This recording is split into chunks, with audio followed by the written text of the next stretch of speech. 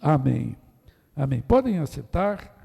Queridos, há um mês atrás, aliás, na verdade no mês de agosto, nós participo lá em Londrina de uma igreja que está em célula, uma igreja na visão celular, e eu lidero uma célula, eu sou líder de célula. Ainda não voltamos presencial, estamos fazendo célula com videochamada, mas estamos fazendo a célula.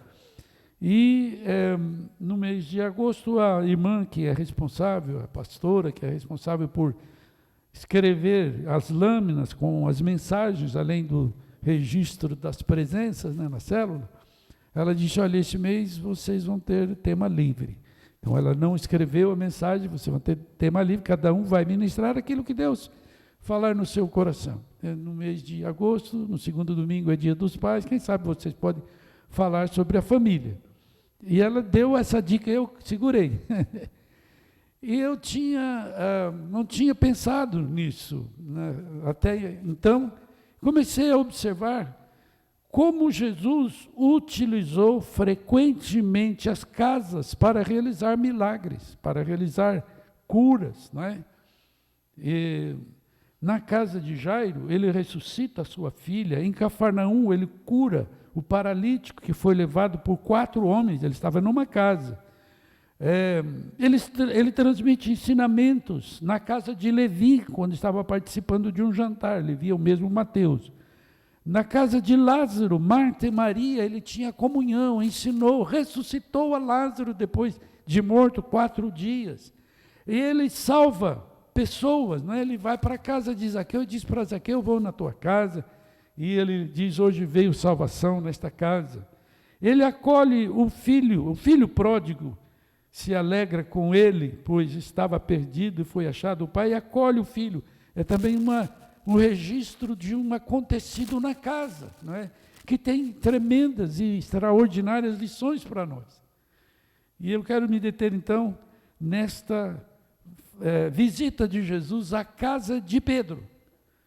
E o tema é a presença de Jesus em casa. Nós estamos muito habituados hoje com esta mensagem: fica em casa, fica em casa. Fica em casa, eu acrescento, com Jesus. Porque se você ficar em casa sem Jesus, não vale a pena. Ou se você sair de casa sem Jesus, também não vale a pena. Então fica em casa com Jesus. A presença de Jesus na casa. E avaliando, não vou ler todos os outros registros, nem de Lucas e de Mateus, mas eu vou citar para vocês perceberem como enriquece este registro, não é? A primeira verdade é que Jesus não tem dificuldade de entrar numa casa. O Mateus nos diz que Mateus e Lucas, que ele levantou-se da sinagoga e entrou em casa de Simão. Então ele deixou a sinagoga, o local de ensino, o local de estudo da lei, de culto, para ir para uma casa. Então Jesus não tem dificuldade de entrar na casa. Deixa o lugar de culto. Jesus falou para Mateus, quando via na figueira lá, ele disse: hoje me convém pousar em tua casa. Interessante que ele não esperou o convite de Zaqueu.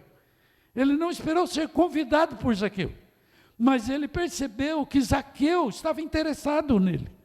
Ele olha para Zaqueu e diz: desce depressa, me convém pousar em tua casa. Ele é o Senhor não só dos céus, da terra, mas de todas as nossas casas.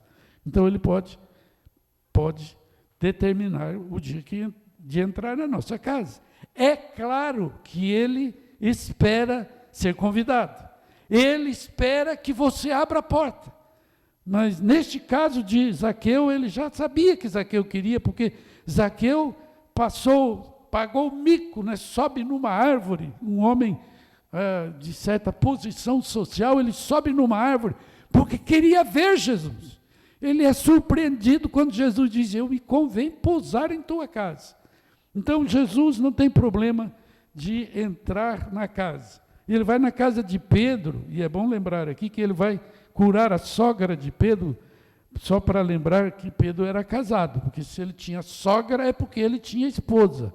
A sogra era a mãe da esposa dele, claro isso? E você tem essa confirmação lá em 1 Coríntios 9, versículo 5, que Paulo fala que Simão se fez acompanhar de esposa. Ele tinha esposa. Paulo fala isso. Então, Pedro era casado, não tem nenhuma dúvida. Agora, se ele era o primeiro papa, ou foi o primeiro papa da igreja também, não sei por que os papas hoje não são casados. O papa não pode casar. Mas Pedro era casado. Se é que ele foi o primeiro papa, ele era casado. Mas esse não é o nosso assunto, é só um parênteses aqui. Então, ele foi na casa de Pedro. Ele logo, diz o texto de Mateus, ele logo viu a necessidade. Diz lá, viu a sogra deste acamada e ardendo em febre. Então, a importância de ter Jesus em casa é porque ele logo vai ver o que falta, o que é necessário. Nada escapa aos olhos de Jesus. Ele entrou e viu. Jesus viu. Marcos e Lucas diz que eles informaram a Jesus. Eles falaram acerca da mulher, não é? Mas o Mateus diz que ele viu. E é isso mesmo, quando você tem Jesus na sua casa, ele não passa as necessidades, os problemas, as aflições, não passa desapercebido aos seus olhos. Ele vê todas as coisas, ele sabe, ele conhece a sua história de vida, ele conhece a sua situação financeira, social, emocional, ele conhece a sua história melhor do que você. Ele vê todas as coisas, amém? Por isso é importante ter Jesus na casa. Mas a presença de Jesus na casa de Pedro dá oportunidade também para a oração. Porque enquanto Mateus diz que ele viu, Lucas diz que eles rogaram por ela. Então eles clamaram por ela, eles oraram. E aqui é interessante, porque a oração não é informar a Deus alguma coisa que ele não sabe. Deus sabe. Mas então por que nós vamos orar? É exatamente isso. Mesmo Deus sabendo da sua necessidade, Ele espera que você expresse, que você clame, que você ore, que você transforme a sua necessidade numa oração. Amém, queridos? Esse é o sentido da oração. Por isso que a Bíblia fala muito de oração. A oração é Deus abrindo oportunidade para você participar daquilo que Ele vai fazer. Porque quando Ele opera em resposta da oração, o seu coração fica feliz. Olha, Deus me ouviu, amém? Deus atendeu a minha oração. Eu costumo dizer que o perigo de você orar é que a sua oração vai ser atendida. Esse é o perigo. Lembra-se de Zacarias e Isabel? Zacarias e Isabel queriam muito um filho.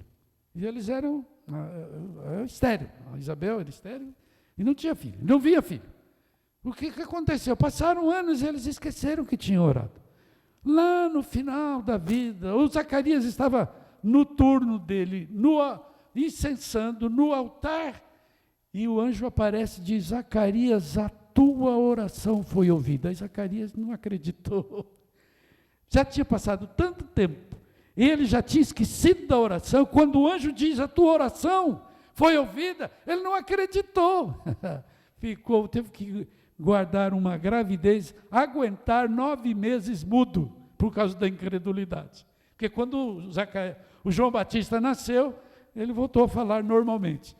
Mas o perigo da oração é que, olha, seu irmão fala isso aí, olha, o perigo da oração é esse: a sua oração vai ser atendida. Amém? Então, se você não quer que Deus faça, então não ore, né? Mas acho que precisamos orar, não é? Precisamos orar.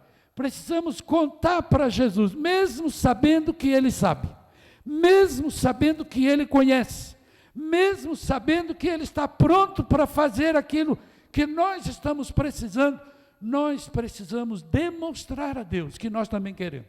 Senhor, faça isso. Senhor, muda essa situação, resolve este problema, muda este quadro da minha casa, da minha família, da minha empresa, das minhas finanças, e Ele vai intervir. Amém, queridos? Então, a presença de Jesus na casa de Pedro abriu a oportunidade para orar. Aí você vai dizer, não, mas a gente tem que orar sempre, é verdade. Mas lá em Filipenses nos diz o seguinte, que não andeis ansiosos por coisa alguma, mas em tudo sejam conhecidas diante de Deus as vossas petições, pela oração e súplica, com ações de graças. Amém? O que quer dizer isso? Porque ele começa dizendo assim, perto está o Senhor. Então, nós temos que ter a consciência de que Deus está perto, em todo lugar. Como o Paulo estava falando aqui, não é? Um lugar secreto, que é o coração, e onde qualquer lugar que você esteja, que a aflição te alcance, você pode orar, porque perto está o Senhor. Ele deve estar na casa. Ele deve estar na casa. Ele precisa estar na casa, mas ele não está só na casa, ele está fora da casa também. E você, sabendo que perto está o Senhor, pode clamar em qualquer lugar, em qualquer situação, em qualquer momento.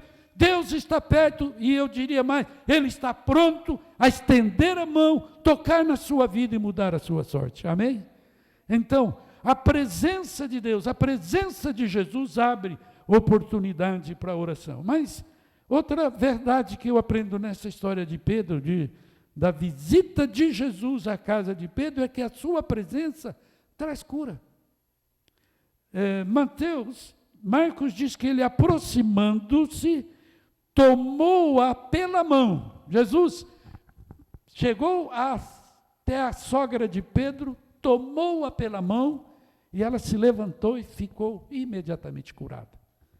Mas Lucas diz que, inclinando-se para ela, repreendeu a febre. Lucas não diz que tocou. E Mateus diz, tocou-lhe a mão, imediatamente foi curada. Queridos, Jesus cura de muitas formas. Ele cura com a sua palavra e ele cura com o toque da sua mão. Mas às vezes até você pode ser a mão de Jesus estendida para tocar as pessoas. Porque ele não está fisicamente presente, mas ele está pelo Espírito em você. E você pode ser a mão estendida de Jesus para tocar no doente e ele ser curado. Ele diz assim, aquele que crê em meu nome, imporão as mãos sobre os enfermos e eles ficarão curados. Amém? Então a presença de Jesus na casa traz cura. Aleluia. Imediatamente. Se a sogra de Pedro estivesse vivendo a nossa realidade hoje, eles logo iam dizer, ela está com Covid. Febre alta, ela está com Covid. Mas não interessa o nome da doença. Jesus cura tanto febre, quanto câncer, quanto qualquer outro tipo de doença. Amém? Inclusive Covid. Porque Jesus não mudou, Ele é o mesmo. Então a presença de Jesus na casa traz cura. E a sogra de Pedro foi imediatamente curada. Que maravilha. O texto de Mateus diz que Jesus, com esta cura e mais outras que ele fez, ao entardecer, porque já estava no final do dia, diz que ele fez isso para que se cumprisse a profecia de Isaías, que diz que ele levou sobre si as nossas dores e as nossas enfermidades, e pelas suas pisaduras nós fomos sarados. Aleluia. Glória a Deus. Então, meus amados, Jesus cura. Jesus cura hoje, porque Ele é o mesmo ontem, hoje e o mesmo para sempre. Amém? Ele ainda cura. E Ele quer curar a sua enfermidade. Eu não sei quantos nesta manhã, aqui ou nas redes sociais, que estão nos ouvindo, que estão doentes. Eu posso dizer uma coisa, se você crer, Jesus pode te curar agora. Ele curou pela palavra. Mas Ele curou tocando também. Ele cura tanto com imposição de mãos, quanto com a palavra. Porque há poder na palavra de Jesus. Há poder na palavra de Jesus. Eu não me esqueço, na primeira viagem missionária, antes de ir com a família para Portugal, eu fui no ano de julho de 1980 com mais 3 pastores, pastor Jonathan, pastor Newton Tully, e o pastor Josué. Josué já está na glória. Mas Jonathan e Newton Tully estão firmes e fortes. E nós fomos e visitamos várias igrejas em Portugal. E uma coisa que marcou foi que o pastor Newton Tully, ele é cantor, ele tem uma voz muito bonita, canta muito bem. E em algumas reuniões ele dizia assim: agora eu vou cantar, eu vou louvar a Deus. E Deus vai curar. E ele começava, mas não era nenhum cântico especial, era aquele cântico que todo mundo sabe. Aleluia, aleluia, aleluia, aleluia, aleluia, aleluia, aleluia. Aleluia, aleluia, aleluia, aleluia,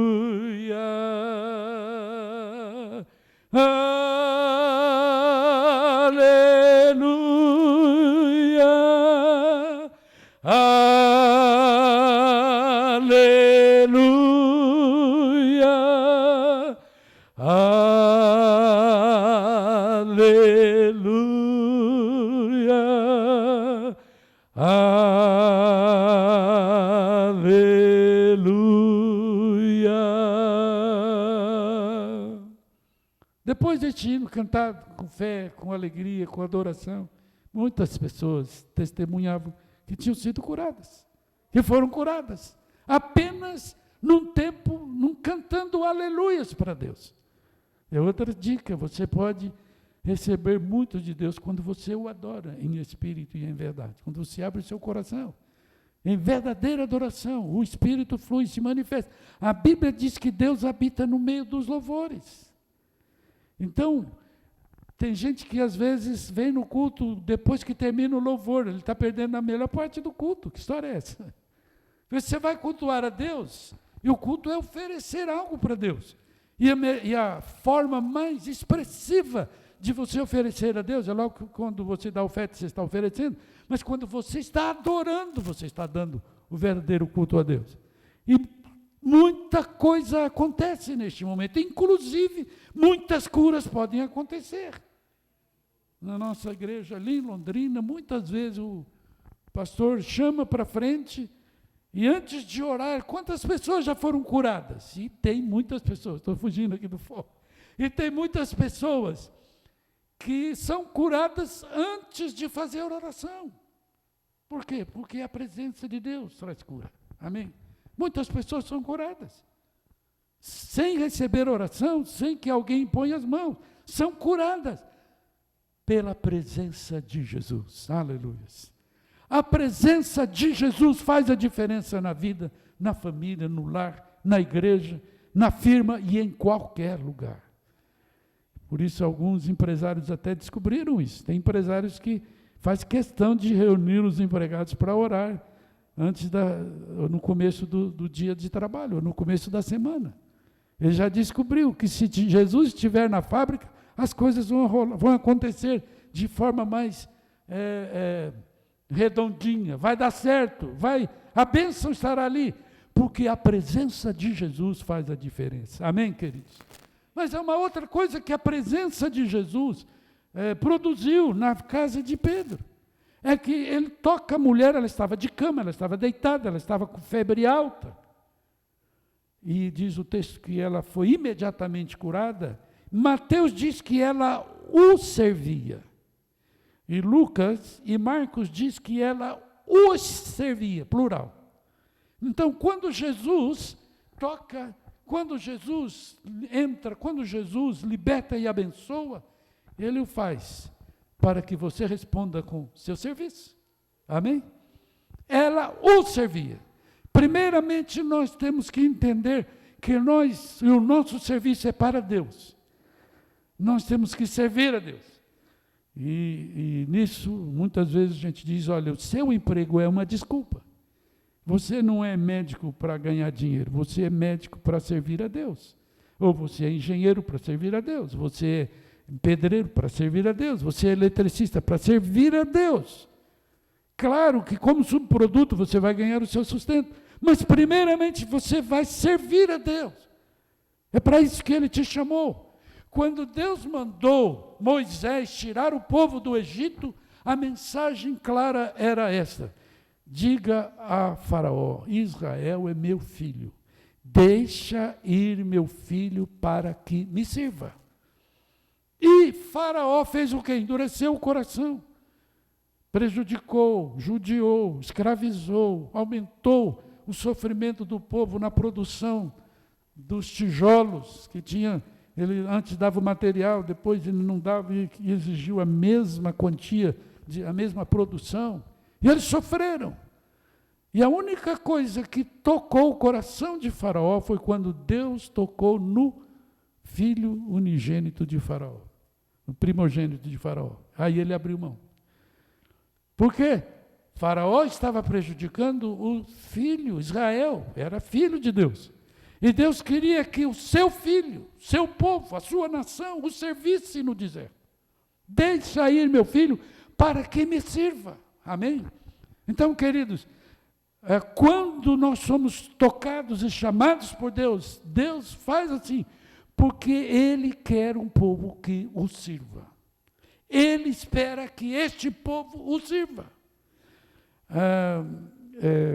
Parece que essa era a mensagem que João Batista pregava, que Deus, a missão de João Batista era preparar um povo para servir a Deus, um povo que servisse a Deus.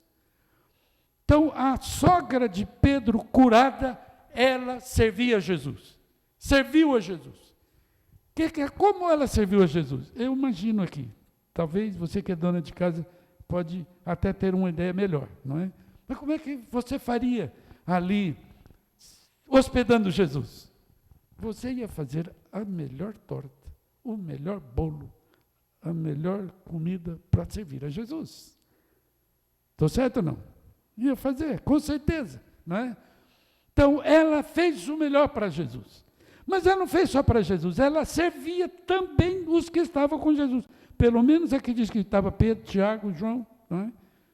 São os nomes citados, mas devia ter mais outros nomes. Então, ela os servia também. Então, quando você serve a Deus, e uma das formas de servir a Deus é servir a igreja, é servir o corpo de Cristo. Mas para servir, deixa eu mostrar aqui um versículo muito interessante sobre quem serve a Jesus. Olha o que Jesus disse em João, capítulo 12, versículo 26. Jesus diz assim, João 12, versículo 26. Ele diz o seguinte: aquele que me serve deve seguir-me, e onde eu estiver, ali estará também o meu servo. E se alguém me servir, meu Pai o honrará. Amém? Vale a pena servir a Deus ou não?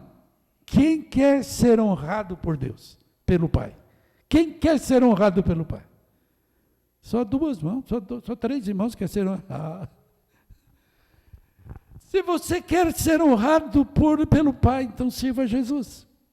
Jesus, primeiro diz, se alguém me serve, tem que seguir-me. Como é que você vai servir Jesus se você não segue Jesus? Quem pode, somente os discípulos de Jesus podem servir a Jesus. Porque o que segue, o discípulo é o que segue. Então, se alguém me serve, deve seguir-me, Jesus está dizendo. Você só pode servir Jesus se você for um discípulo, uma discípula de Jesus. Por quê? O discípulo é aquele que está junto para aprender. Então, como é que você vai... O que ele está precisando? Você só pode servir alguém quando você está próximo e percebe qual é a necessidade desta pessoa. Então, para servir a Deus, você precisa, para servir a Jesus, você precisa estar junto dele, seguindo, para perceber os desejos do seu coração, os seus propósitos. O que Jesus está querendo hoje, precisando hoje, necessitando hoje? O que Jesus está fazendo hoje? Amém, queridos? Aí você te diz, não, eu posso servir aqui nessa área. Eu posso ser teu porta-voz para esta pessoa. Eu posso estender a mão para esse que está doente. Porque Jesus, você está seguindo a Jesus e Ele está dizendo, olha, eu quero curar esta pessoa, ou eu quero salvar esta pessoa, e você é o porta-voz de Deus, você é o veículo de Deus, você é o instrumento de Deus, para a salvação, para a libertação, para a cura, você está servindo a Jesus, amém? E diz, então, se alguém me serve, deve seguir-me, e se alguém me servir, Jesus disse, meu Pai o honrará. Não tem coisa mais extraordinária do que saber que você vai ser honrado pelo Pai. Não tem medalha de ouro que se equipara à honra do Pai. Não tem prêmio Nobel que se compara a ser honrado por Deus, o Pai. Não tem nada, não tem nenhum prêmio neste mundo que pode se equiparar a ser honrado por Deus. Então vale a pena servir a Jesus, amém? Mas aqueles que foram tocados, aqueles que foram salvos e curados e libertos por Jesus, eles se oferecem para servir, tal como a sogra de Pedro. É uma resposta voluntária, é uma resposta de gratidão, aleluia. Eu não posso pagar. O salmista pergunta, que darei eu ao Senhor por todos os benefícios que Ele me tem feito? Não tem como. Se você pensar em pagar Deus, porque essa ideia às vezes existe na mente do povo, não é? Porque você pergunta assim, você tem certeza da salvação? Você está salvo? Ele diz, não, se eu fizer por onde? Quer dizer, se eu conseguir méritos, eu vou ser salvo. Mas você nunca será salvo pelas obras. A Bíblia diz, pela graça sois salvos, mediante a fé. Isto não vem de vós, é dom de Deus. Não vem de obras para que ninguém se glorie.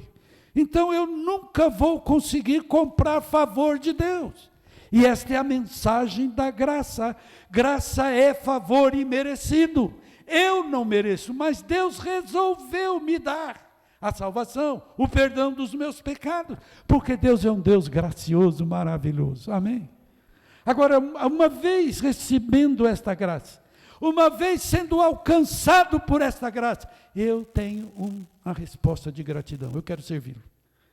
E como eu vou servi-lo? Vou servi-lo em tudo e onde quer que Ele quer que eu sirva. Eu só posso entender e conhecer e descobrir a minha utilidade em servir a Deus quando eu sou um discípulo, quando eu sou um verdadeiro discípulo ou uma discípula de Jesus.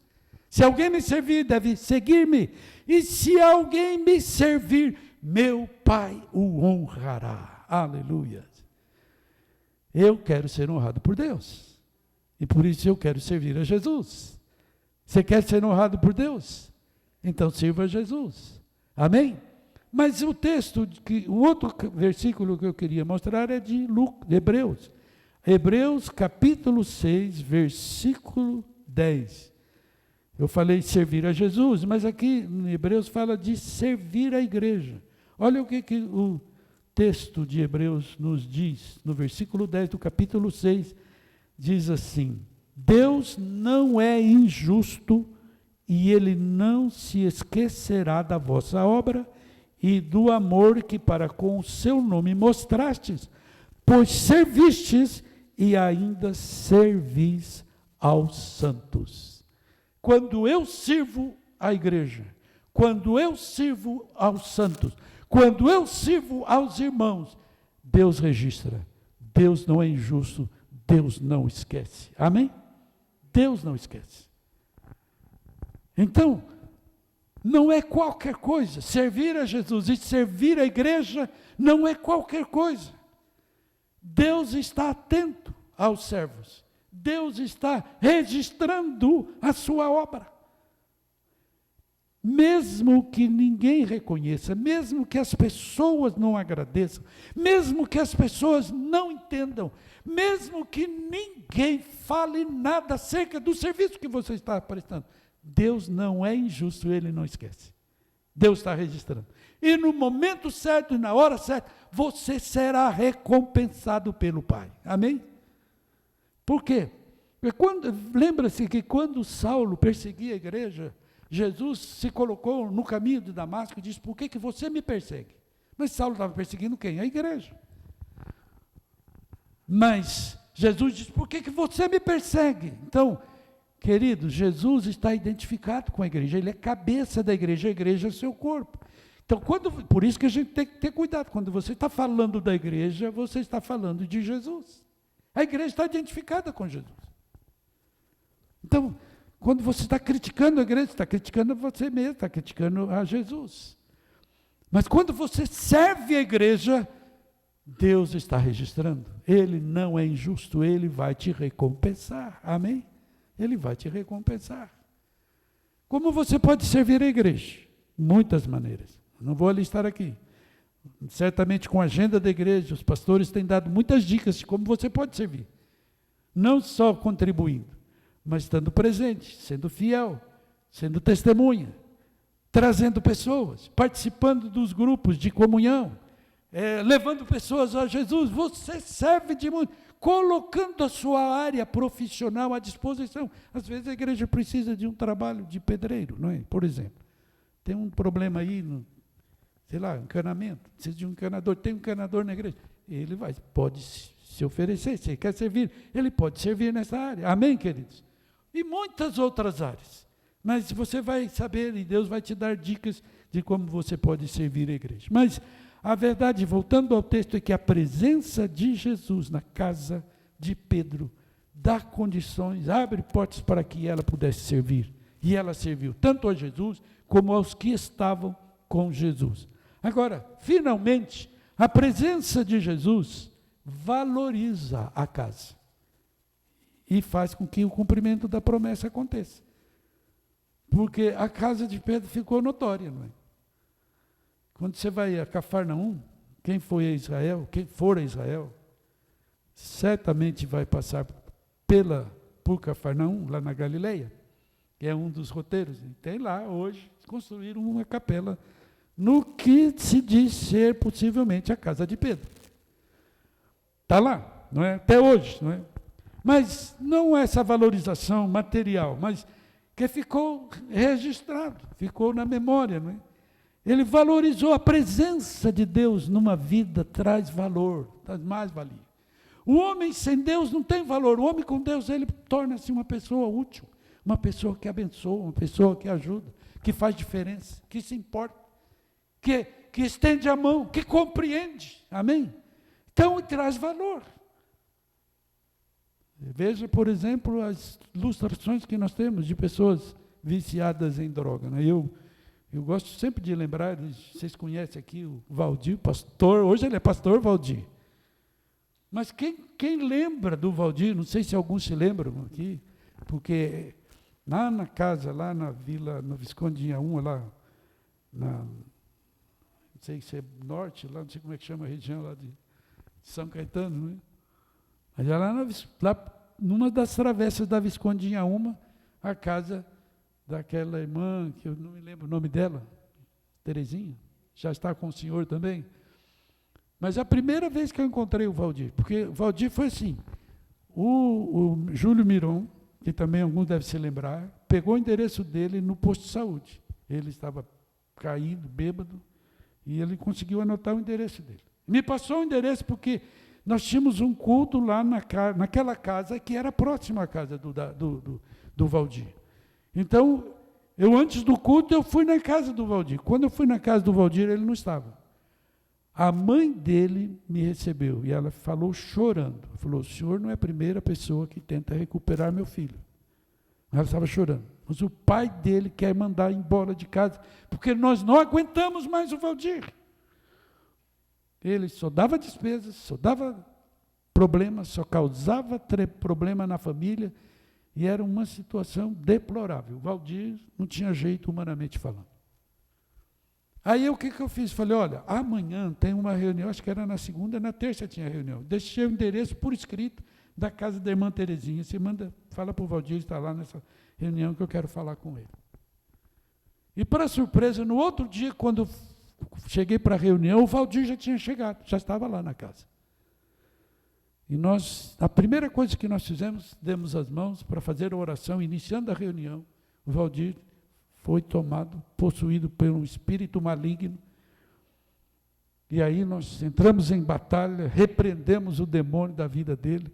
E ali começou a história, Jesus entrando na casa do Valdir, na vida do Valdir, na família do Valdir. E o Valdir foi para a casa de recuperação, nós conseguimos levá-lo para Bauru.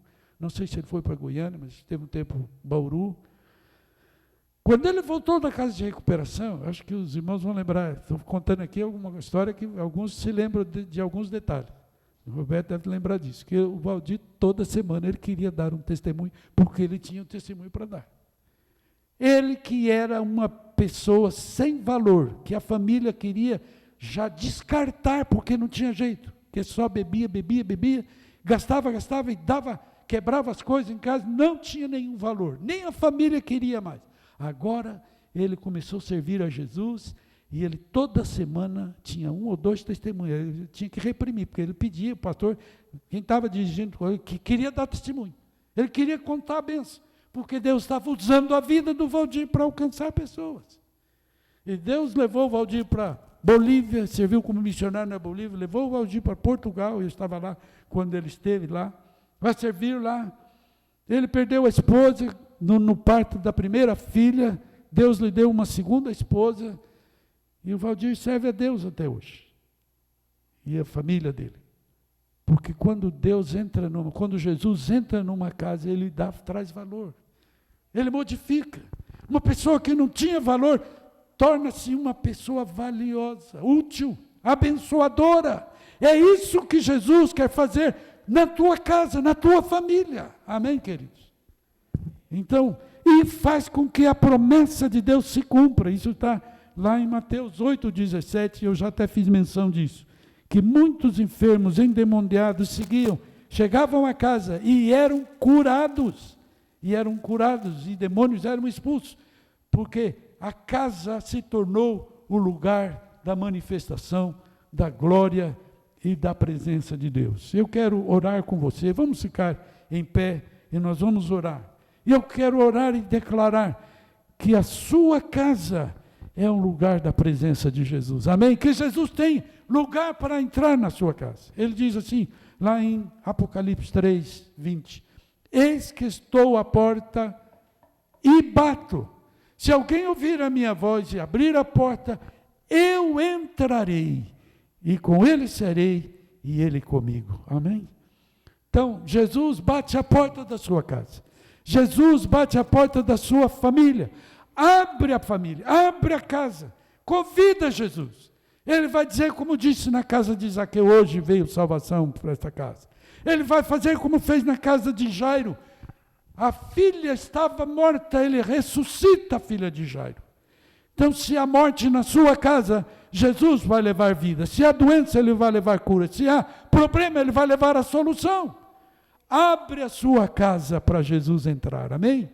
Feche os seus olhos, curva a sua cabeça, e se você que está aqui, ou em casa, tem algum problema, alguma área da sua vida que precisa da bênção de Deus, do toque de Jesus, deixa Ele tocar agora. E eu sei, eu não sei, não vou dizer muito específico, mas uma palavra que Deus me mostrou é que há pessoas envolvidas com idolatria, e Jesus quer libertar. Você tem que aprender a adorar a Deus somente. Jesus disse para Satanás, ao Senhor teu Deus adorarás e só Ele servirá. Satanás até hoje disputa a adoração. Ele quer ser adorado. E infelizmente muitas pessoas caem neste engano. E uma palavra que me veio, e eu quero deixar aqui, não vou perguntar quem é, pode ser alguém aqui ou na live. Mas há pessoas que estão envolvidas com idolatria, é um engano. Você tem que adorar a Deus. E esta também é uma forma de servir a Jesus. É adorar a Deus. Ao Senhor teu Deus adorarás e só a Ele servirás. Só a Deus servir. Só a Deus adorar. Mas se você tem algum comprometimento com idolatria, eu faço um desafio. Abra mão disso hoje. Rompa com a idolatria na sua vida. Isso pode ser a causa de problemas na sua família, de maldição na sua história de vida.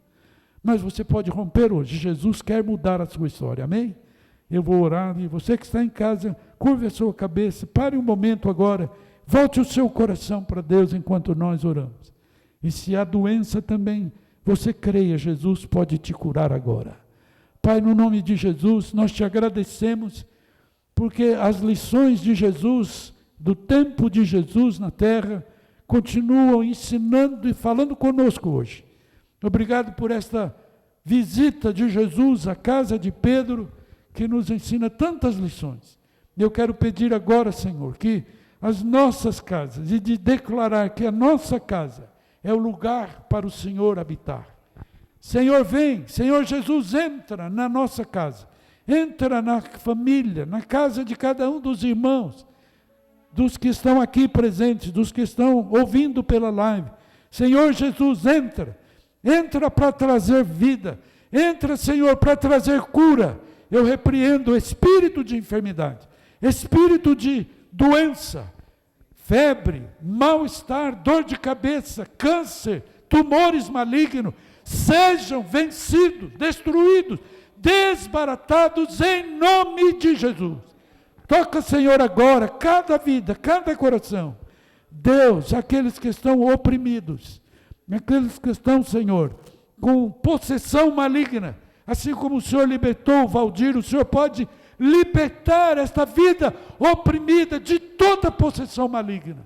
Espírito de ansiedade, espírito de medo, espírito de opressão, saia desta vida em nome de Jesus. Venha libertação, venha alívio, Senhor, venha cura. Oh, solta as cadeias, quebra as cadeias de escravidão, de opressão maligna nesta vida, nesta família, e toda maldição seja destruída e venha a bênção do Senhor sobre esta casa. Senhor, nesta família onde reina espírito de morte, de separação, nós declaramos a vida, porque o Senhor Jesus é a vida. Entra, Senhor, e traz vida, e repreende todo o espírito de morte. Nós clamamos a Ti, e pedimos, Pai, dá-nos a alegria de sermos verdadeiros discípulos, de servirmos ao Senhor e à sua igreja, com um coração alegre, sabendo que o Pai nos honrará, o Pai nos recompensará. Abençoamos a todos, no precioso nome de Jesus, e para a Tua glória. Amém. Amém.